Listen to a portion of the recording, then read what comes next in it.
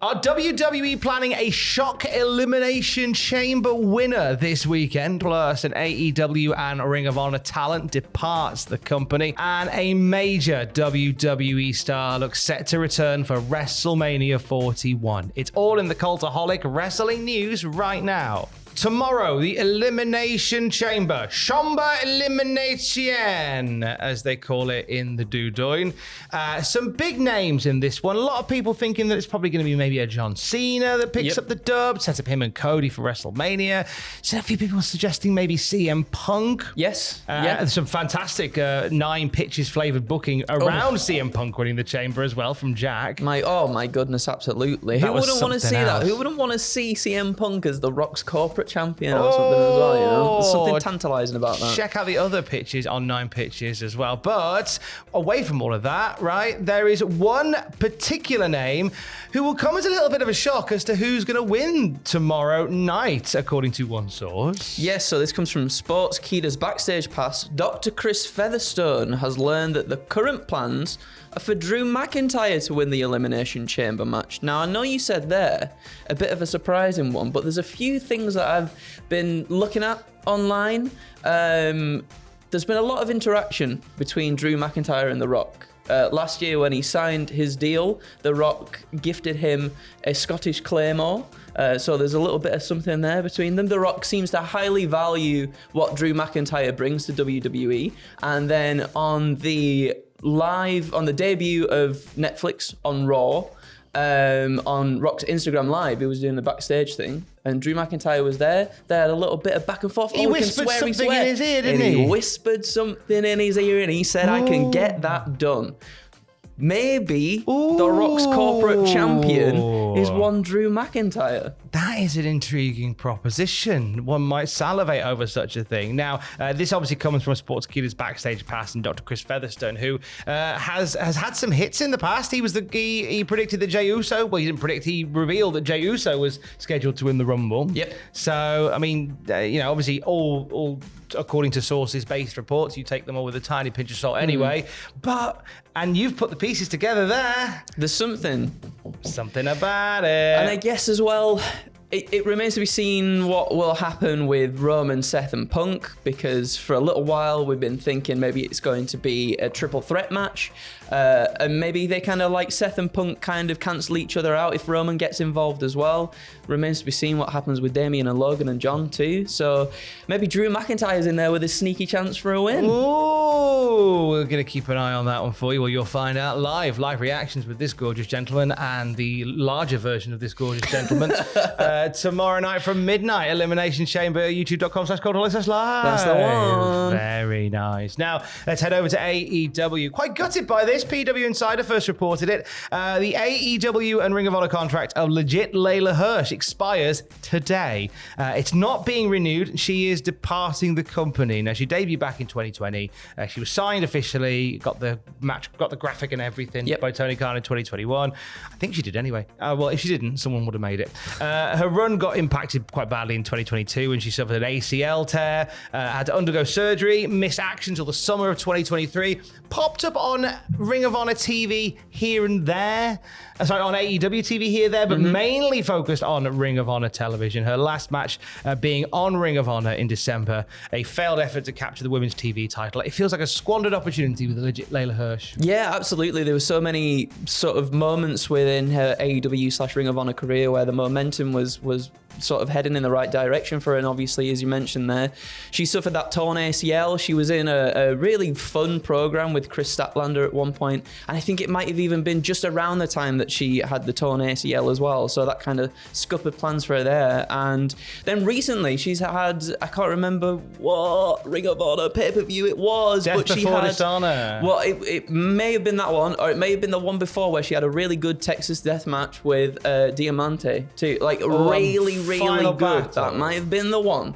And it was really, really good. And I was like, oh man, I really do hope they keep pushing and getting her momentum back on trajectory again. And no, unfortunately not to be. It's another shot in the eye for Ring of Honor in general. Like, ever since Tony Khan bought Ring of Honor, it just feels like it's floundered, and it's a real shame to see it, because they have like a presence on Honor Club every Thursday, but those shows really absolutely nothing of great substance comes from them, which is heartbreaking. And then you get a pay-per-view every couple of months, which they frantically book at the last minute. It's a real shame, because you know what? We're at a point now where the casual wrestling fans didn't pay attention to Ring of Honor. Obviously, as wrestling reporters and the like, and aggregators and such, we pay attention to Ring of Honor. People are paying less attention to it. Here's a real sad sign of the times, and I want to point this out. I want to give some love, and I know that she's a silly goose. I want to give some love to Kate from Fightful. So Kate from Fightful has been doing a Ring of Honor post show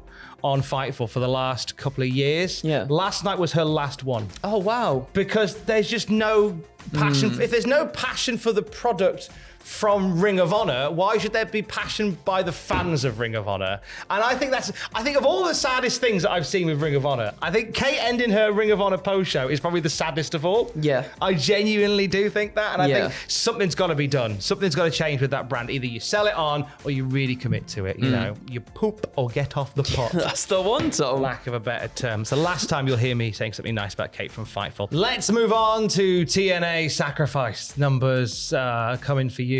23 3/3, Scott Steiner, etc. That's the one. That's last the exact night. promo. That's the one. Last night on Impact, 4 matches were added to Sacrifice 2 weeks from Friday. There you go. I'm so sorry for your ears, everybody. The first one being a huge 10-man tag team match. We're going to see Eddie Edwards, Brian Myers, JDC, and the Clones taking on Joe Hendry, Elijah, Matt Hardy, and 2 mystery partners. Ooh, now TNA love a little cheeky surprise, don't they? They do. So I'm intrigued as to who these two could be.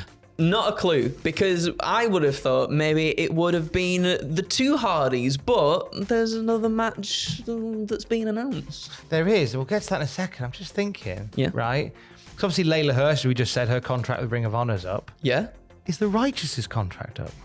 Oh, I don't know. What if Elijah brings his mates the Righteous across? That would be something.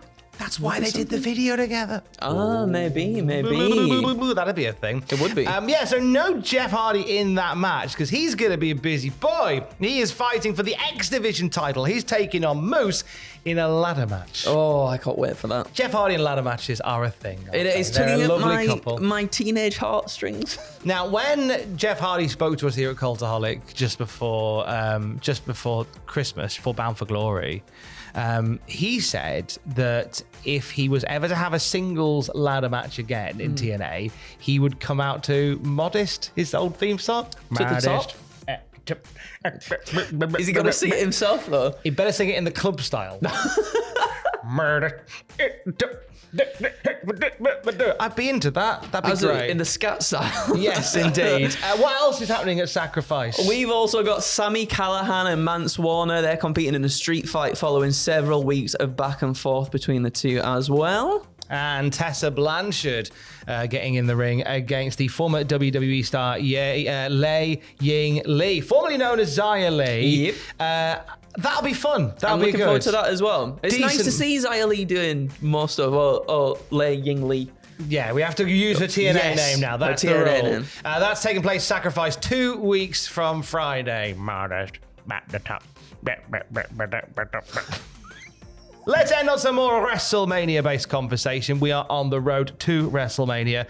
One person we haven't seen on said road yet is Randy Orton. That's because he's in a lay-by holding his neck, because Kevin Owens gave him a big spike pile driver, and he suffered a kayfabe cervical cord neuropraxia, according to the socials of WWE. But we have an update on Randall Keith.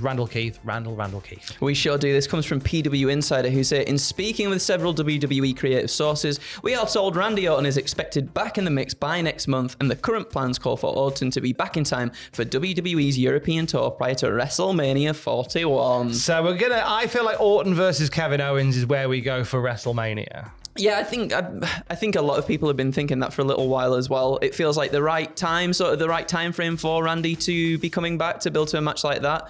I thought maybe we might see him tomorrow at Elimination Chamber if Kevin does something Dick Dastardly to Sami Zayn maybe after the match, or whatever happens with it being unsanctioned. People can turn up and do things as well. So I was like, oh, maybe Randy turns up tomorrow. It's looking like could be in the mix by next month, so we'll see what's cracking. Elimination Chamber this weekend. You can get primed for it with 9 pitches on the channel right now and see what Andrew and Adam have predicted for the show as well. And then you're going live tomorrow night. Yes, we are. 10 p.m. GMT is when the pre-show starts, I believe. That'll be on youtube.com/cultaholic/live, so look forward to that. But that's not all, because there's many things on the YouTube channel following that. You'll be able to find Jack the Jobber's What Happened At, and then on Patreon, sometime maybe the next day, maybe it's in the next couple of days after that, but on Patreon you will get Ross Tweddle's WTF moments for that show as well. And for the very latest wrestling news at any time, you can check out cultaholic.com. Kiss, kiss. I love you, bye.